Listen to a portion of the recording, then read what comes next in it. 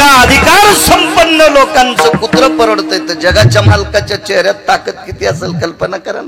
काय अधिकार असेल त्या मालकामध्ये. त्या मालकाचं मुख बघितलं की दुःख जाते. दुःखी आहेत माणसं. एक जण मला भेटला, म्हणे महाराज तुम्ही जरा हिशोबात बोलत जा. म्हणलं काय झालं तुला, काय आमच्या बोलण्याची मळमळ आली.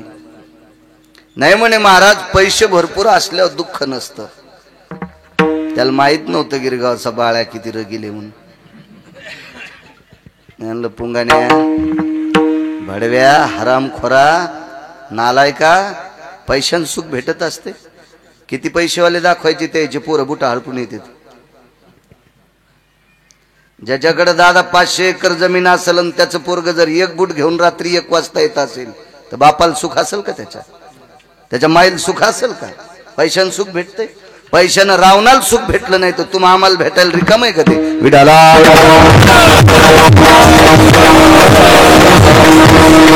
पैसा हा व्यवहारातला घटक तुच्छ आहे असं गिरगावकर म्हणणार नाही. पैसा तर अर्थ नावाचा पुरुषार्थ आहे. देव आणि संत याच्यानंतर जगात कोणती शक्ती असेल तर अर्थ नावाची शक्ती आहे. सोप्या भाषेत सांगेल, रक्ताच्या नात्यातले हरामखोर पाहुणे सुद्धा आपली गरिबी आल्यावर पत्रिका देत नाही. पैशाला किंमत आहे. धनवंताला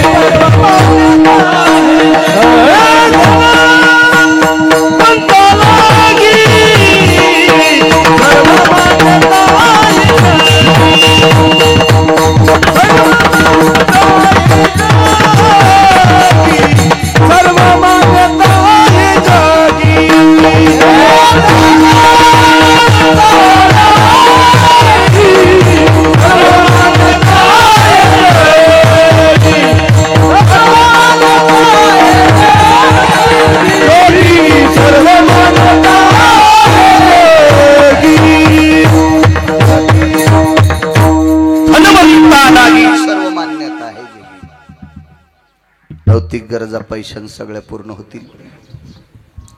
पैशाच्या विरोधात नाही बोलायचं, पण पैशानं सुख भेटल हे मात्र डोक्यातलं काढून टाका. पैशानं गादी भारीची घेता येईल.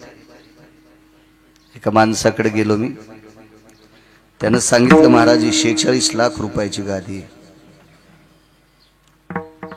एसी चालू असताना घाम आलता मला. 46 लाखाचं. म्हणलं मी 2 मजली घर बांधलं तितके रुपये नाही लागले त्याला 8 वर्षापूर्वी. याची गादी 46 लाखाची. असू द्या, मोठ्याचं पाहिल्याच्या नंतर पोट दुखतंय त्याच्यासारखा हरामखोर जगात कोणी नाही. श्रीमंत ते माणसं असतात बरं का, ज्यांना दुसऱ्याची विद्वत्ता सहन होती आणि दुसऱ्याची श्रीमंती सहन होती, तो जगातला 1 नंबरचा श्रीमंत आहे. ज्याला दुसऱ्याची श्रीमंती आणि विद्वत्ता सहन होत नाही तो जगातला 1 नंबरचा भिकारी नाही, भिकार चोटे. विडाला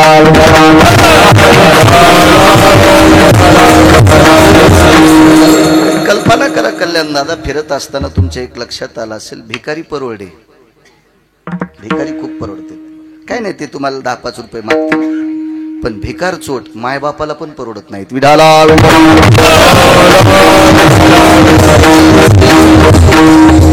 असो, पैशानी भौतिक गरजा आपण गादी घेऊ शकतो. किती लाखाची गादी म्हणलं तुम्हाला? 46 लाखाची. पण 40-45 रुपयाच्या गोळ्या खाल्ल्याशिवाय झोपच येत नव्हती. काय करतो, गादी अंगावर घेऊन फुकून घेतो का म्हणलं सुंबळ्या. 46 लाखाची गादी, तुला पसाभर गोळ्या खाल्ल्याशिवाय झोप येत नाही, तू श्रीमंत कसला? पैशान वाडा बांधू शकता. मोठा वाडा बांधलाय का माणसाने? त्या वास्तुशांतीचा साक्षीदार मी आहे. 28-29 दिवशी त्या माणसाला घराच्या बाहेर काढावं लागलं. 1.5 कोटीचं घर होतं. बांधताल घर, सुख देईल तुमच्या हातात येते घर? नाही, नाही भेटू शकत नाही. या सर्व गोष्टी तुम्ही पैशाने विकत घेताल, सुख नाही, समाधान नाही. हे फक्त देवाकडेच आहे, हे फक्त संतांकडेच आहे. या दोन लोकांच्या व्यतिरिक्त जगात सुखाचा कारखाना कोणाकडेच नाही. बहुपायी सुख बसे हे चिठाई, बहुपायी संताच्या किंवा पाहता श्रीमुख गोविंदाचे, याच्या व्यतिरिक्त सुख नाही. तुम्ही किती पैशावाला माणूस पहा, त्याचं मुख बघितल्याच्या नंतर सुख कसं प्राप्त होईल आपल्याला? नाही होऊ शकत, नाही होऊ शकत, नाही होऊ शकत. पैशावाल्यांचे चेहरे पाहिल्यावर जर सुख प्राप्त झालं असतं तर मोठमोठ्या दुकानदाराच्या पुढून गरीब फिरले असते, नुसते पाहतच राहिले असते. त्याला यायला बघितलं आपलं बरं होईल असं नसतं. उलट सांगू का तुम्हाला, उलट मोठाली झाडं बारकाल्या झाडाला मोठं होऊ देत नाहीत. कधीच वाळत नाही. झाडाखालचं सोयाबीन वाळत नाही पण बेटा त्याला शेंगच लागत नाही.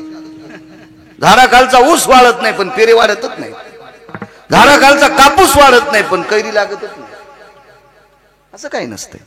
मोठ्यांकडे गेल्याच्या नंतर फक्त मोठ्यांच्या विचारात ताकद असते. याचा असा अभिप्रायच करायचा नाही की बाळू महाराजांनी मोठ्यांचा तिरस्कार केलाय.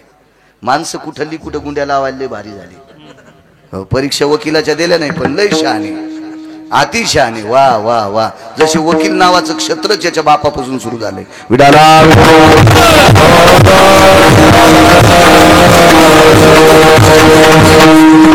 फक्त देवांकडे आणि सुख संतांकडे. देवाकडे संतांकडच्या सुखाचं वर्णन नाही गिरगावच्या बाळूला करता. का? कारण संतांनी देवाला सुद्धा सुख दिले. मनवून सेवा करी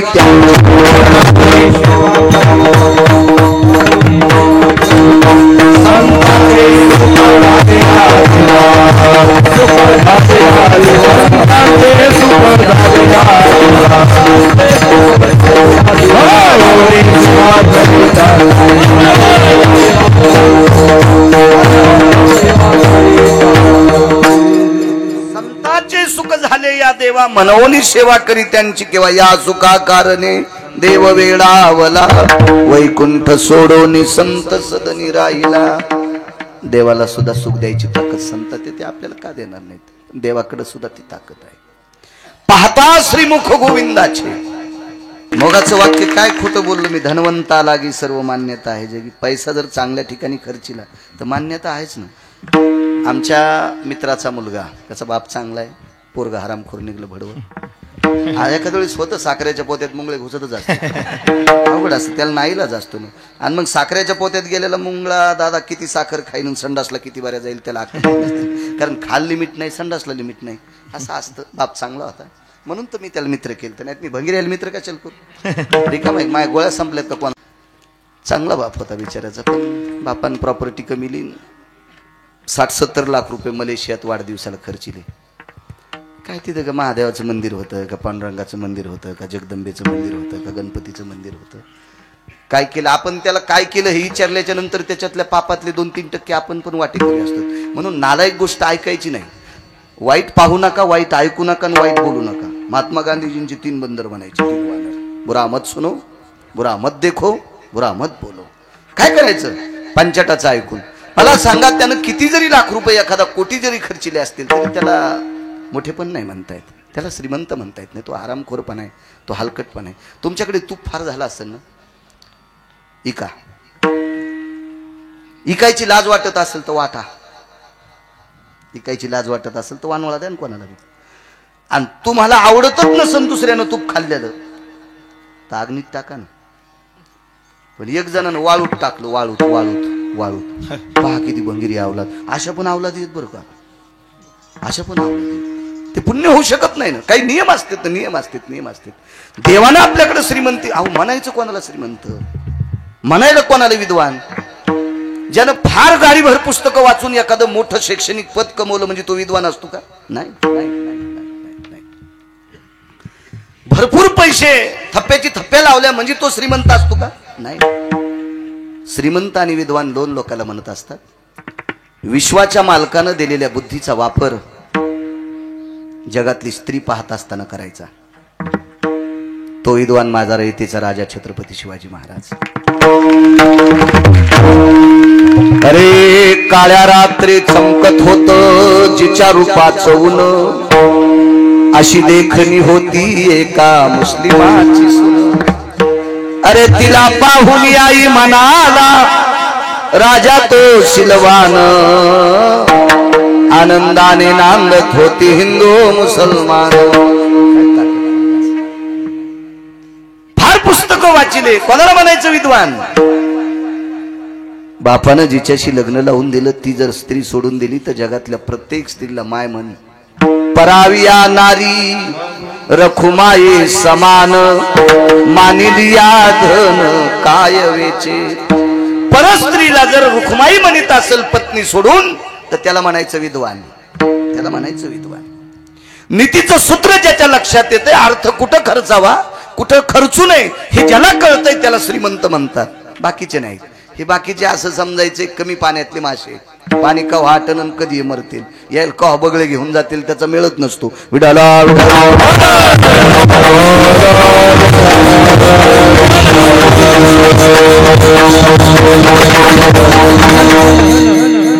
राहीबाई काळोबा सपाटे,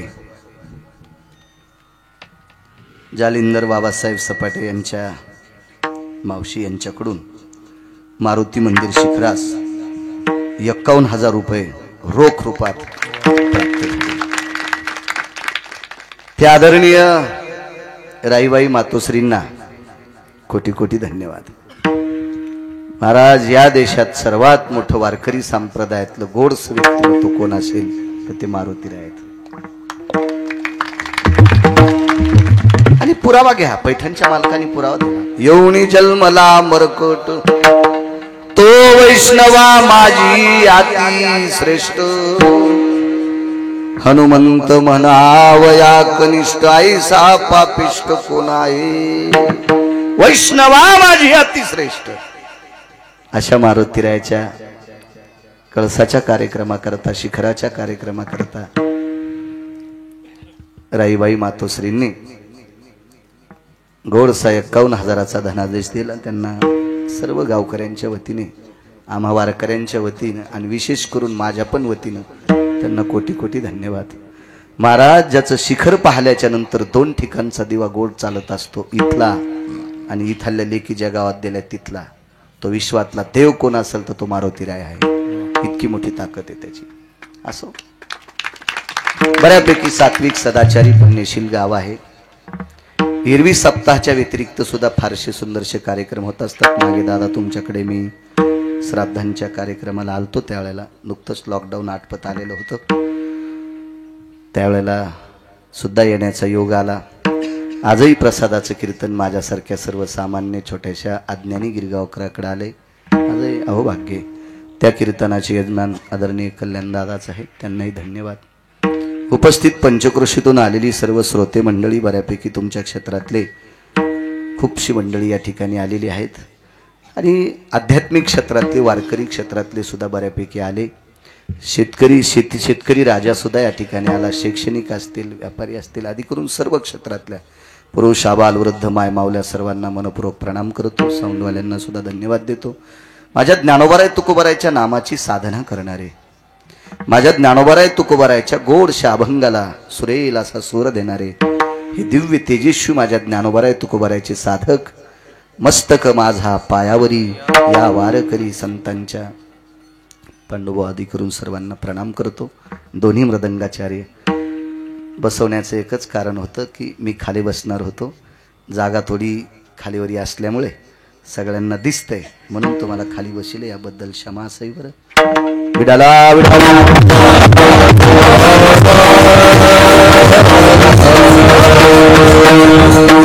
फोटोनुसार तुम्ही गावातलेच, बरोबर. वा, या ग्रामदेवतेची, या मारुतीरायाची कृपा तुमच्यावर झाली. मृदंग क्षेत्रामध्ये नाव कमिलं, ग्रामदेवतेची कृपा असते. बाळा किती जरी वाचिले असेल, किती पुस्तकं वाचिले असतील, महाराष्ट्रात फिरत असेल, 2 आशीर्वाद, एक बापदाद्याचा आशीर्वाद आहे आणि मला दुसरा ग्रामदेवतेचा आशीर्वाद आहे. तुम्ही मृदंग क्षेत्रात सपाटे महाराज मोठे झाले, तुमच्या बापदाद्यांचा आशीर्वाद आणि मारुतीरायाचा आशीर्वाद. आता काय लय लोक डिजिटल बोर्ड छापायलेत, कोण भूत पाहिलं दादा त्याच्याकडे, कोण पाहतं? चला उपस्थित महाराज तुम्हाला सुद्धा प्रणाम करतो आणि अभंगावर येतो. दुःखाची निवृत्ती सुखाचे ते सुख पाहता श्रीमुख गोविंदाचे. त्या ब्रह्मांडाच्या मालकाचं मुख बघितलं की दुःख जातं.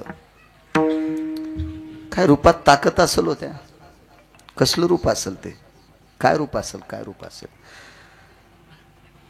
काशवीच्या पिलांना आईच्या रूपातून, तिच्या डोळ्यातून, तिच्या चेहऱ्यातून जेवायला मिळते. काशवी तिच्या पिलांनी तिच्याकडे पाहिल्याबरोबर नवे अंग संग भेटी. काशवीच्या पिलाला आईला खेटायची गरज नाही, कारण तिला स्तन नसते. आईला स्पर्श करायची गरज नाही.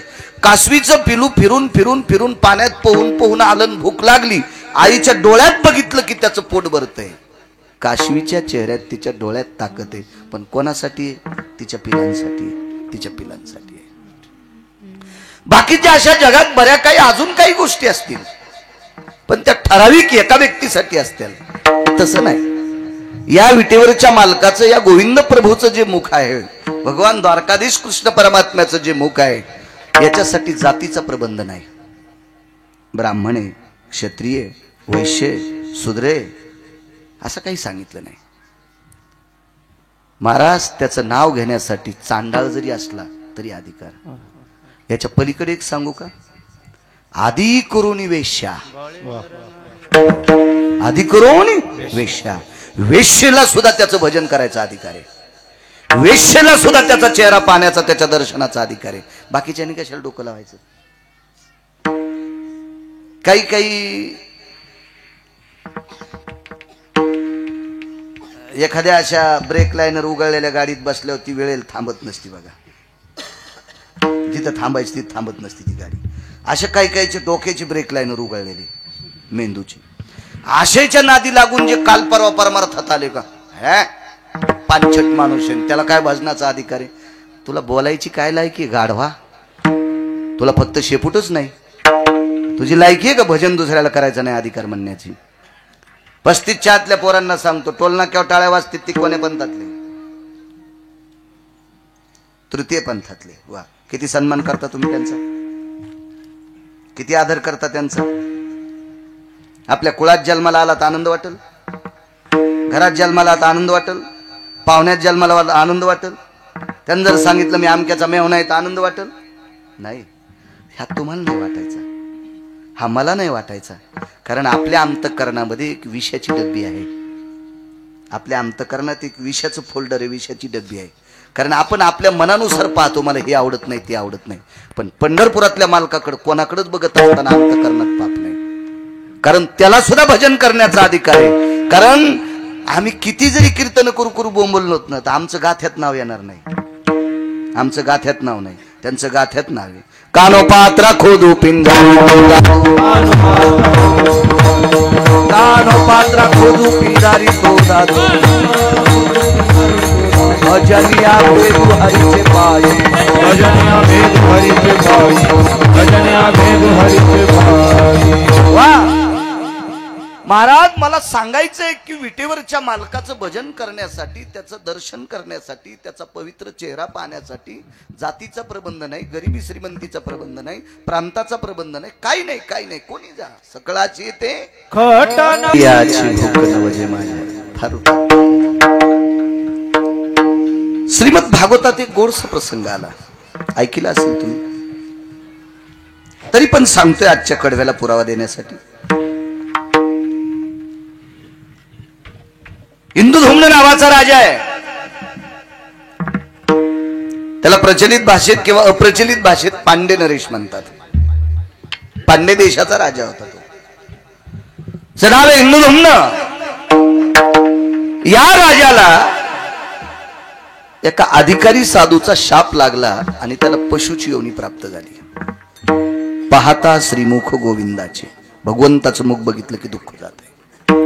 पशुची योनी प्राप्त झाली, त्याला हत्तीची योनी, कुंजर, मतंग म्हणजे हत्ती, कुंजर म्हणजे हत्ती, गज म्हणजे हत्ती, हत्तीची योनी प्राप्त झाली. पण साधना भरपूर होती, काही जीवनात केलेली कामं शुद्ध होती. माणसाच्या जीवनातलं जे काम आहे का, हे पंढरपुरातल्या मालकाला आवडलं की कामच झालं. देवानं श्रीमंती दिली, एखादी पंगत कर. देवानं श्रीमंती दिली, वेळ दिलाय, जा ना पंढरपूरच्या वारीला, जा पैठणच्या वारीला, जा देहूच्या वारीला, जा आळंदीतल्या मालकांच्या दर्शना करता. अशा काही गोष्टी करत राहिलं की ते विटेवरच्या मालकाला ते गोड वाटत असतं. तुमच्यासारख्या राजकीय क्षेत्रातल्या लोकांनी दादा तुम्हाला वाऱ्या जरी नाही घरड्या, समाजाची सेवा, गावाची सेवा घडली की हजारो वाऱ्या केल्याचं पुण्य तुम्हाला प्राप्त होते.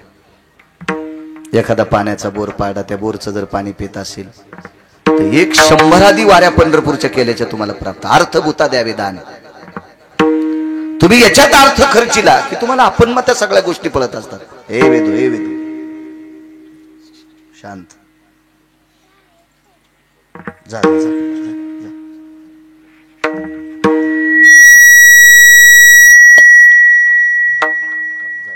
टेलर नेऊन घाला. ह्या येण्याशिवाय करमेत बी नसते टेलर. हो, ह्या येण्यासाठी बेजारीत लोक. आपले देव कमी पडे मग तिकडे ते फिरायला पण बोकडे कापायलेत लोक. हो, हे नसल्या बी घर ओपत नाही. हो, विडाला विडाला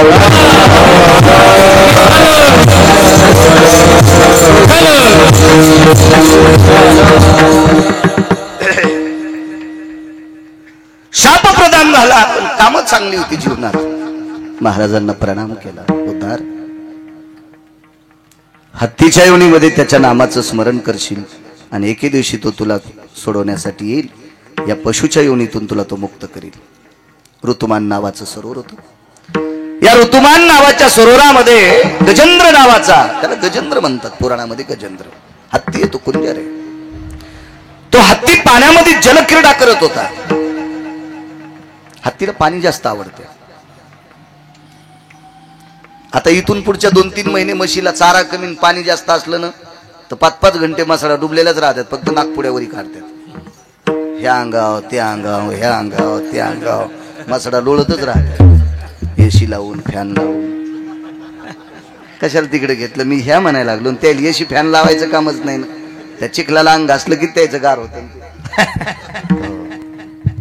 म्हशीलाही गार आवडते, हत्तीला पाणी आवडते. पाण्यात प्रपंच करत असताना आपला शत्रू इथं आहे तो हत्ती विसरून गेला. बऱ्यापैकी माणसं एखाद्या लोभात पडले की त्याला आपला शत्रू कळत नसतो.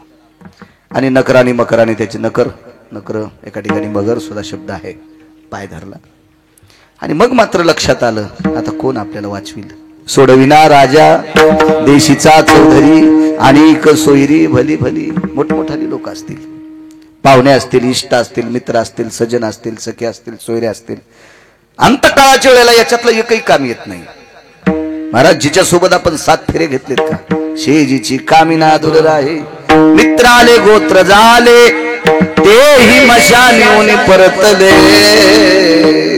किंवा टाकोनी पळती रांडा पोरे, अंती होती पाठ मोरे. ही सगळी लोक पेटवायपर्यंत येतात, कोण नाही.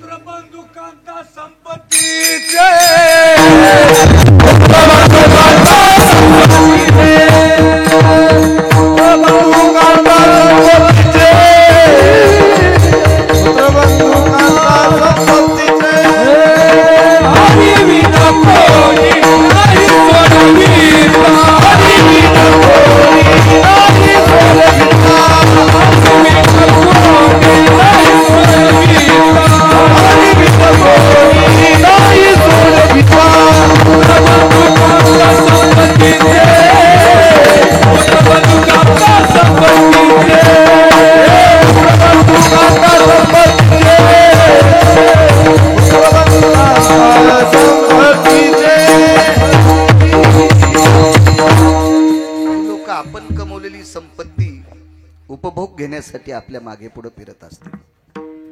अंतकाळाच्या वेळेला याच्यातलं एकही काम येत नाही.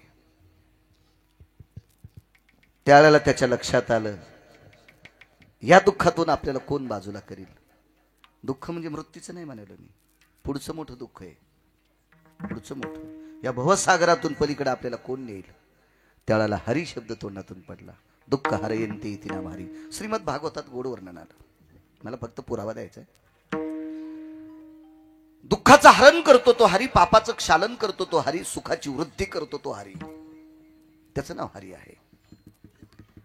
आणि मग त्या हरीचं स्मरण केलं, तो हरी धावत आला. तो गोविंद आहे, तो विटेवरचा मालक आहे, तो द्वारकाधीश कृष्ण परमात्मा आहे, त्याचीच रूप आहेत सगळी. तो धावत आला. त्याला बसण्यासाठी गरुड नावाचं एक दिव्य तेजस्वी वाहन आहे.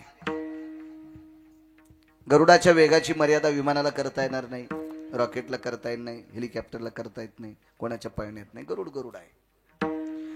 ज्या गरुडाच्या वेगाची उपमा ब्रह्मदेवाला आतापर्यंत कोणाशी लावता आली नाही, त्या गरुडाचा वेग सुद्धा विटेवरच्या मालकाला कमी वाटला आणि त्यांनी उडी घातली. त्वरा झाली गरुडा, टाकी येले मागे टाकून दिलं आणि उडी घातली. सरोवराच्या कडेला प्रभू उभे आहेत. पाहलं कृपा कटाक्ष, पाहल्याबरोबर असं पाणी फाकलं. गजेंद्र पाहत होता, प्रभू आलात, आलोय मी. अल्लादी असा त्या गजेंद्राचा घेतला. पण देवाच्या लक्षात आलं, माझ्या भक्ताला भेटत त्रास देते, याला संपून याला न्यावा, याला संपून याला न्यावा. देवात आणि संतात फार मोठा फरक आहे बरं का. संत एकाचा उद्धार करायला गेल्याच्या नंतर जर तिथं नालायक भेटला तर त्याचा पण उद्धार करते. देव तसा नाही. देव तसा नाही, देव तसा नाही. भक्ता राखे पाया पासी,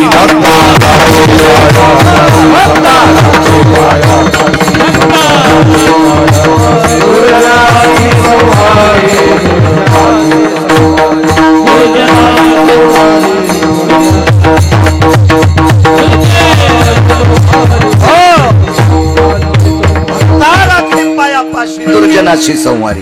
देव कोणावर उपकार करीत नाही, कोणाचंही भलं करीत नाही, कोणाचंही दुःख नीट करीत नाही. ते रिकामच नाही ते.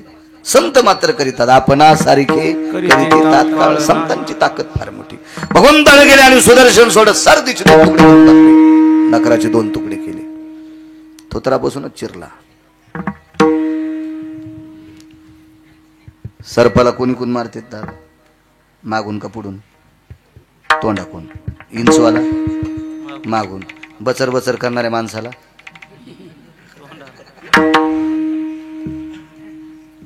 इतकं कळतंय म्हणलं, आता पुढच्या वर्षी मी कीर्तन करायचं कामच नाही. विडाला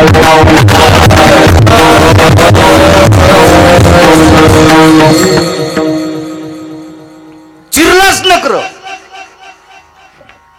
गजेंद्राचा दिव्य देह उचलला. पार्षदाने विमान आणलं होतं, त्याच्यात ठेवून दिलं. मोठ्या आनंदाने गजेंद्राचं दुःख नाहीसं झालं.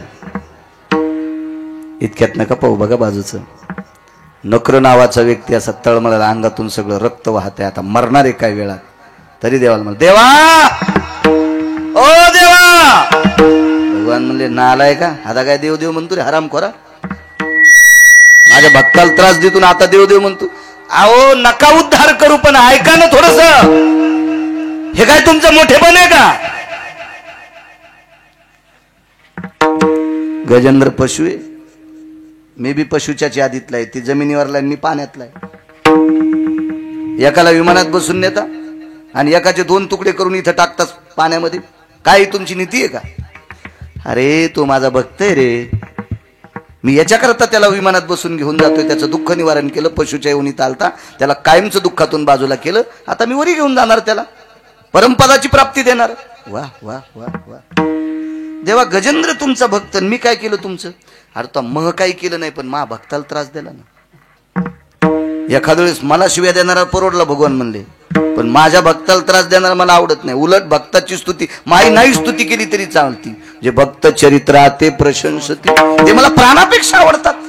आणि तू सरळ सरळ माझ्या भक्ताचं रक्त पितो.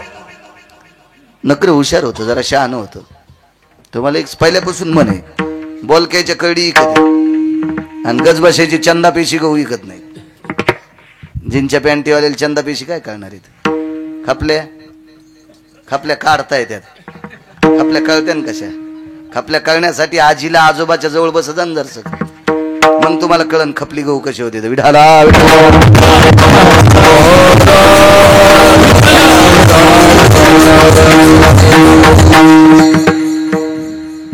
ह्या गावाच्या चपातीला तूप लावून खायचं आणि खपलीच्या गावाला काहीच लावून नाही खायचं, तरी तुपाच्या थुत्रीत आणती. तिला खपली गहू म्हणते. जुनं पाहत जा, नका का भेटन निदान निदान इतिहासात तरी पाहत जा. आपल्याला जुनं आवडतच नाही ना, आपण दुसऱ्याच्या अंगावर घेतले आणि बोकांड मोडून घेतले. घरच्याचा इटन शेजाऱ्याचा भांग नीट. आपल्याला कुठं आपलं आवडत. हा हा कुठे चालले घनसांगीला, येताना बर्गर घेऊन या. बापरे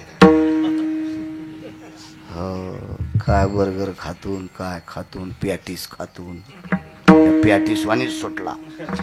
नाव बी दिली होते लोकांनी भारी या पदार्थाला. आपलं खाईन सुमळ्या, आपला खाय ना मरणा, रोगप्रतिकारक शक्ती वाढती. खाय ना आपलं नाक फालता. चला, हुशार बोलका माणूस आहे. देवा गजेंद्र तुमचा भक्त आहे, कशानं माझं भजन केलंय. वा वा वा, चांगला न्याय आहे भगवान तुमचा. तुमचं भजन करणारा तुमचा भक्त आहे. वा वा वा. पण 9 भक्तीपैकी श्रेष्ठ भक्त कोणता? ते म्हणजे श्रवण करणारा. मग ऐका ना देवा, तुमच्या गजेंद्र नावाच्या भक्तांनी तोंडानं तुमचं भजन केलं. हरी हरी हरी हरी. आता मी भजन केलं असतं पण त्याचा पाय माझ्या तोंडात होता. पण नाही करू द्या देवा भजन. त्याने एका तोंडानं भजन केलं, मी 2 कानानं ऐकलं. आता श्रेष्ठ कोण? गपचिगत बसले मालक, गपचिक बसले. कोण मालक? वरचे विटेवरचे मालक शांत बसले. तरी भगवंताने विचार केला, विमान थांबिलं पार्षदान. पण देवाने विचार केला, मा भक्ताचं रक्त पेलं, या भडव्याला बसवावं का नाही. देव देव त्याच्याकडे लय भारीची चाळणी हो. त्याच्या चाळणीतून पारडा की पारडाच, पुन्हा कोणाच कडीला लागत नाही. त्याच्या चाळणीतून पारडा, अशी बारीक चाळणी त्याची उभी. ती काय आपली काय हरभऱ्याची चाळणी, सोयाबीनची चाळणी, कांड्या काय, कोरांड्या काय, काड्या काय, काय काय अशी असते ती चाळणी. त्या चाळणीची पण ती बोलू शहाण होत. ते म्हणलं देवा बरं जाऊ द्या, मी 2 कानान भजन ऐकलं तरी आमचं पाप असलं असू द्या. पण असं म्हणतेत म्हण तू फार छान होतो. देवा असं म्हणतेत म्हण तुम्हाला पाहिल्यावर. कोटी ब्रह्म हत्या मुख काय किती कोटी ब्रह्म हत्या, कोटी ब्रह्म हत्या मुख पाहता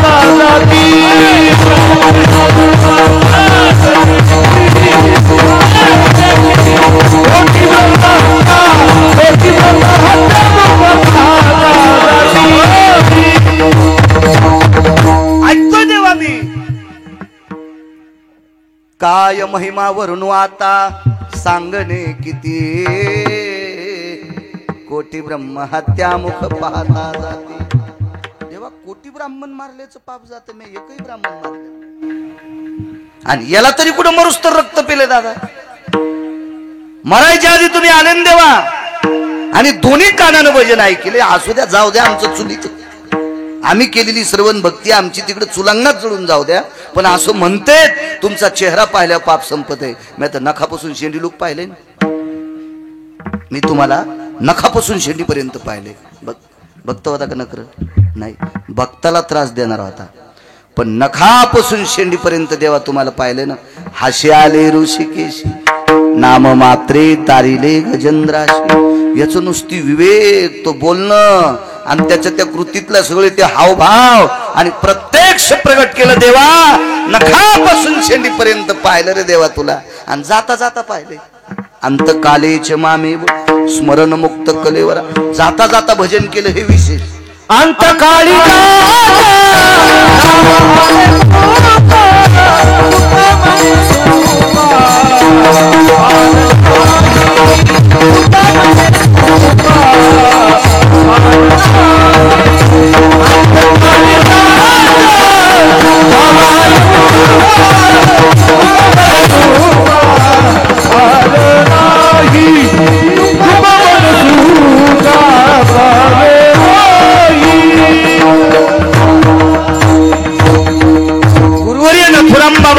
म्हणायचे. असा पुरावा द्याला की कोटीची नोट. कीर्तनकार रस्त्याने चालला असा त्याचा परिणाम असतो.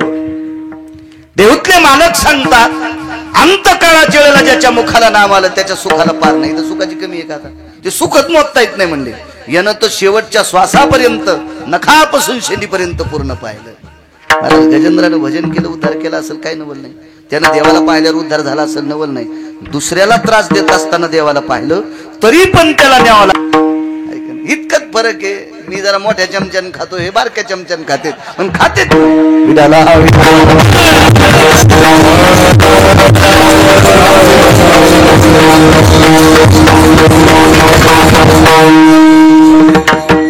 रूपातली ताकद बघा मालकाची. राजू मकर हा मगर आहे पाण्यातला, पण पाण्यातल्या जलचरांना जर श्रद्धेनं त्याचं मुख पाहिलं, त्याला विमान पाठविले, त्याला विमानात बसायचं. पुन्हा दुःख राहिलं का त्याचं?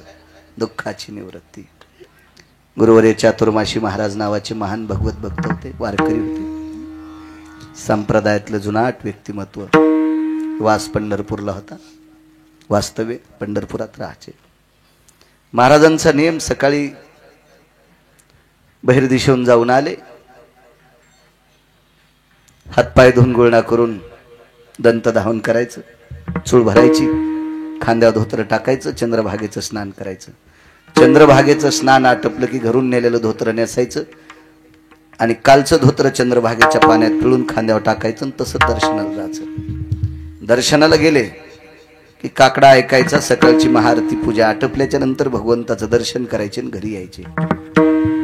पण आश्रमात दारात कुत्र बसलेलं असायचं,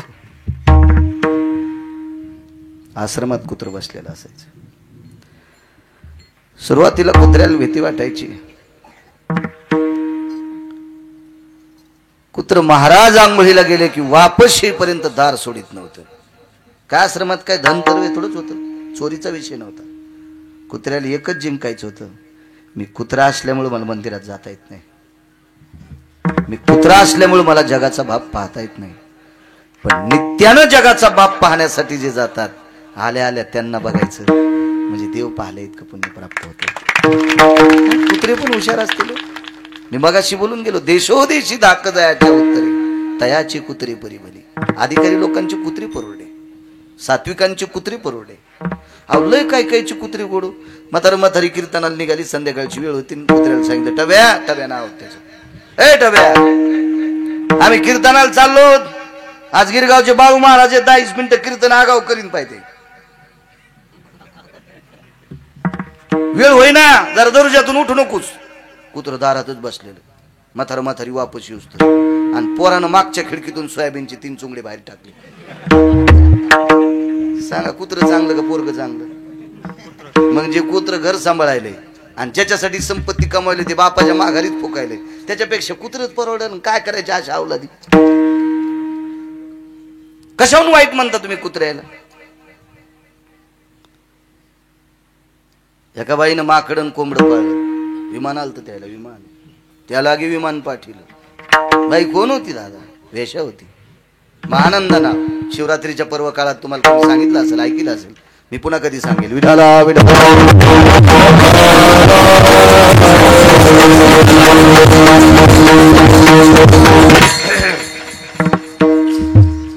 महाराज आल्याबरोबर बघायचं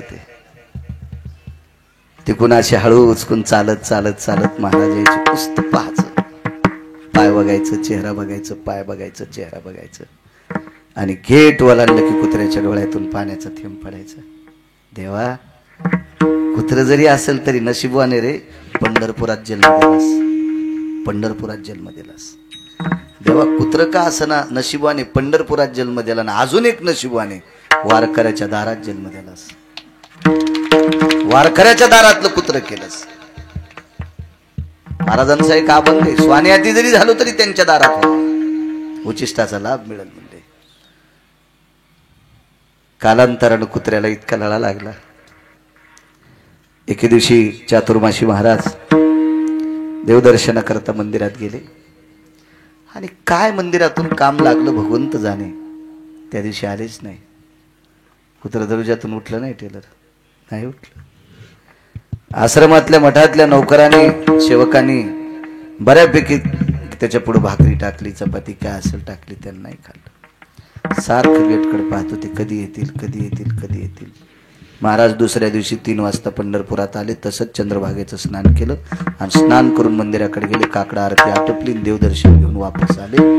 तर दुसऱ्या दिवशी सकाळी 7 वाजता कुत्र्याने महाराजांना पाहिलं आणि मग बाजूला पडलेली भाकरी खाल्ली. काय कुत्रा असेल काय कुत्रा असेल. त्याला देव तर पाहायला नाही भेटला. बरं देव नाही पाहायला भेटला. परिणाम सांगू तुम्हाला. परिणाम एकादशी 2 टाकल्या. एकाने एकादश आजची टाकली आणि एकादशी उद्याच टाकली. अशा एकादशी असतात, पण त्या एकादशीला स्मार्त आणि भागवत म्हणत असतात. त्या एकादशीला कोणती एकादश म्हणायची? स्मार्त आणि भागवत म्हणायची, म्हणजे द्वार्थी एकादश. पण ही एकादश तशी नव्हती ना, एकच एकादशी. मग आजची धरावी की उद्याची धरावी? किती परिणाम बघा ना या गोष्टीचा. काय विचार करावा. म्हणजे विद्वान लोकांसाठी याची अडचणच होती ना, वारकरी लोकांसाठी याची अडचण होती. दादा कदाराव कोणती? तर चातुर्मासी महाराजांकडे ज्या वेळेला काही भक्त गेले त्यावेळेला महाराज नव्हते. तर चातुर्मासी महाराजांच्या सेवकानं सांगितलं, आमच्या महाराजावर जो तुमचा विश्वास असेल तर एकच काम करा, आमचे महाराज पंचांग पाहत नाहीत, आमचे महाराज काल निर्णय पाहत नाहीत, आमचे महाराज त्याचं कुत्र ज्या दिवशी अन्न खात नाही त्या दिवशी एकादशी धरतात. आगा बवा करना निमिषा लागवी क्षणमात्र विवस्वई, या कर्मरेखेची अभावी जया स्वानयाती. बव असतील, करण असतील, तास असतील, मिनिट असतील, सेकंद असतील. आगा चक्षुयावर पाती, वरचं पापण खालच्या पापणाला लावतंय, याला सेकंदातला कालिकाचा भाग म्हणतात. प्रहर असेल, या सगळ्या गोष्टीचा विचार पंचांग न करता पशु काय पाप पुण्य जाणीती, उत्तम मध्यम भोग भोगीती. पशुला काय कळतंय? मला सांगा, मकात बैल तुमचे सुटू द्या माझे सुटू द्या, त्याला कळतं का आपल्या मालकाची मका आहे म्हणून? चप चप चप चप आणायचंच काम. पशु त्याला काय ज्ञान असते का? मग कुत्र्यानं एकादशीचा वाद मिटवा. तुम्हा आम्हाला संकट पड असेल नवल नाही सरजी. ही श्रुती बेजार झाली, श्रुतीवरी श्रुती, वेदाचे किरण बेजार झाले. आणि श्रुतीनं वरी गेल्यावर कुत्र्याला विचारलं, का हो तुमच्याकडे ही ताकद कुठून प्राप्त झाली? तर कुत्र्यानं श्रुतीला उत्तर दिलं, हे श्रुती वाहते, कोण्या जन्मातलं काय पाप असेल ग? डोळे भरून आले त्याचे. कोण्या जन्मातलं काय पाप असेल ग? मला कुत्र्याच्या जन्माला झालो, पण काय पुण्य इमानदारीनं कोणाचं दार सांभाळलं असेल म्हणून पंढरपुरात कुत्र केलं. मालकाची इमानदारी सांभाळली याच्याकरता वारकऱ्याच्या दारात कुत्र केलं. श्रुतीने विचारलं, स्वान देवता म्हणली असेल, ती स्वान म्हणली असेल, कुत्र म्हणले असेल, काय म्हणली असेल, काय तुमचं पुण्य असेल ते मला सांगू नका, त्याबद्दल माझा प्रश्न नाही. माझा एकच प्रश्न आहे की तुम्ही पंचांगाच्या सूत्राचा भेद काढावा. पंचांग इतकी सोपी गोष्ट आहे का? मी सांगतो, आज सकाळी 9:30 वाजता एका बाईला मुलगा झाला, 9:32 मुलगा झाला. सांगा ना त्याचं नाव पटकन. माणसं आहेत ना तुम्ही, माणसं आहेत ना. कितव्या चरणात आला असेल तो, त्याचं नक्षत्र काय असेल, त्याचं रासनाव काय येणार, त्याला योनी कोणती असेल, नाडी कोणती असेल, ग्रहावकडा चक्राची काय व्याप्ती असेल, हे सांगता येतं का आपल्याला? नाही. हे कुत्र सांगत होतं. एकादशीचा भेद सांगतंय, पर्वकाळाचं मांगल्य सांगतंय. त्याला तिथे कुत्र विद्वान किती असेल कल्पना करा ना. आपण त्याच्या अंगावरच्या केसाची सुद्धा बरोबरी करू शकत नाही. एक केस त्याच्या अंगावरचा, एक केस. ज्याला श्रुती बोलते म्हणजे ते कुत्र साधं आहे का? ते श्रुती बोलते, श्रुती.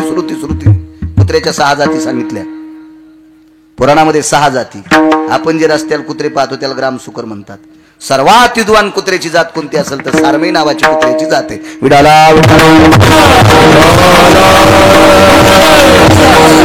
आता विज्ञानानं केलेले कुत्रे हे या 6 मध्ये मोजायचे नाही. आता जे तयार केलेले कुत्रे आहेत का, ह्या 6त मोजायचे नाही. हे काय तयार केलेले कुत्रे आहेत, हे विमानात पण जातात. हो, माझ्या शेजारी एक विमानात बाई बसेल होती. योग आला विमानानं जायचं. मी काय तिकडे गेलो नव्हतो, मलेशियाला नव्हतं गेलो. नंतर इचकी त्यांना आताच सांगायला द्वारकेला गेलतो विमानात.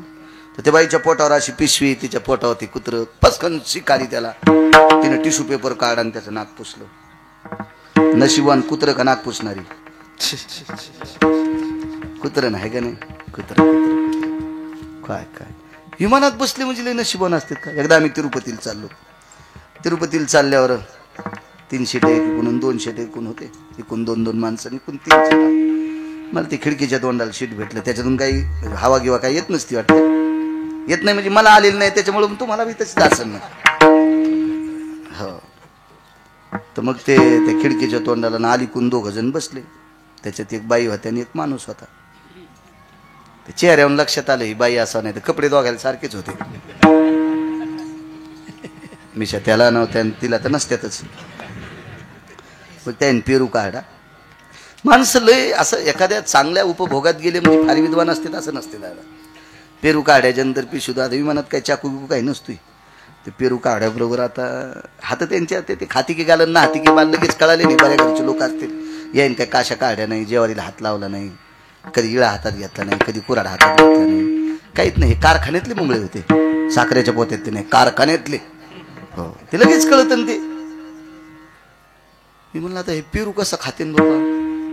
ती बाईन दाबा होतं तिचे नाजूक खातं, यानं दाबा होतं, ते तसाच ममुल्या होता. त्याला काय असं एवढं ज्ञान नव्हतं, असं काही धटकट नव्हतं ना. मी त्याचे दोन्ही हात असे करकर दाबले असते, त्याचं टिपरी मोडे आणि मनगट मोडे असते. मी त्याचे ते पैशावाले असेल माझ्यासारख्या 10 लोकांना विकत घेईल असे पैसे असतील त्याच. ते तळला ती कामती लक्षात आलं. तिने पेरू काढा मग त्याच्या हातात दिला. त्याच्या हातात दिलात मला वाटलं बाई चांगली हो, नवऱ्याला खाल द्याला. पण नवऱ्याकडे पुसायला द्यालता.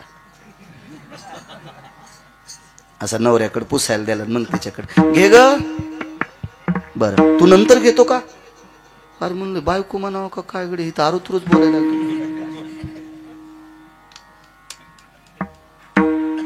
इतकं काय. आपल्याला काय जनगणना करायची, आपल्याला काय घेणे देणं, फुकट कळण शेली वळवळ आहे का नाही.